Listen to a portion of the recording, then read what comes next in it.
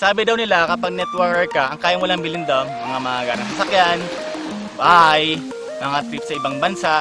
Actually ngayong araw, papatunayan namin sa inyo na ibang Global. Dahil ngayong araw, meron isang bata, ang pangalan Janvi San Juan, bumili ng isang beach resort sa Palawan. Ang malupit dito, kung saan nag-shoot yung Survivor, ayun lang siya, katabi lang namin. You would not believe your eyes if 10 million fireflies lit up the world as I fell asleep. Nag-start kami sa Global, dito kami nagkakaroon ng seminar, sa garahe lang. Nung tinuloy ko siya, after 9 months, lahat ng hirap ko, lahat ng pagod ko, pinayaran ng Global. Ako yung pinakabata na kaplan ng US, ng libre. At the age of 20, na-hit yung first million ko sa Global. After 2 years, nagkaroon din akong dalawang sasakyan. Dahil sa Global, nagkaroon na yung sariling bahay lupa sa Tagaytay worth 8 million pesos. After 4 years, ngayon, may sarili namin building dito sa Palawan para sa mga nag-Global. Dati-rate, yung magulang ko hindi naging proud sa akin kasi di pa ako graduate, so baksak ko yung mga grades ko. Dahil sa Global, lahat na bago. Dahil last year, umakat ako stage, ako yung top 6 ng Global. And ako yung nakakuha rin ng pangato sa pinamataas na profit sharing. Kasi simula ako sa Global, ito pa yung brochure noon. Pangarap ko lang dati makasama sa mga nagkakotse dito, mga naging milyonaryo. Ginawa ko, pabalik pa lang sa office noon, nakipag-meet sa mga top earners, nakipag-meet sa mga may-ari. Kami ng advice, araw-araw, gabi-gabi, yun ang ginagawa namin.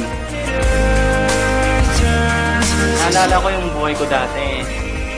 Totoo lang, napakalayo kung compare ngayon. Kasi naging Global ako, lahat ng gusto na nakuha ko na. At the same time, pinamasabi ko, habang ko yung oras ko, tapos kasama pamilya ko, habang kumikita ko.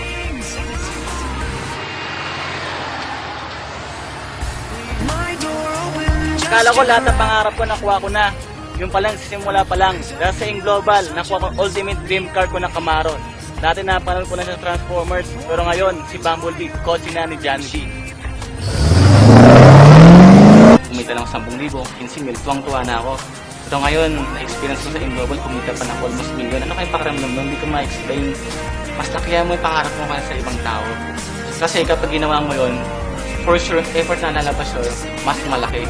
And pangalawa, dapat meron kang paniniwala sa sarili mo na kayang-kaya mo lahat. And huwag mo kakalimutan na kasama mo yung Diyos. Kasi nga, sa akin, nagsimula ko sa aim, ang tumatak ng sa utak ko, I can do all things through Christ who strengthens me.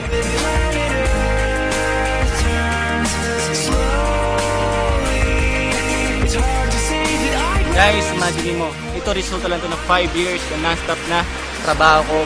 Pumunta na iba-ibang lugar, iba-ibang bansa. Pero kung isipin mo, sino ba naman ako para magkaroon ng ganun?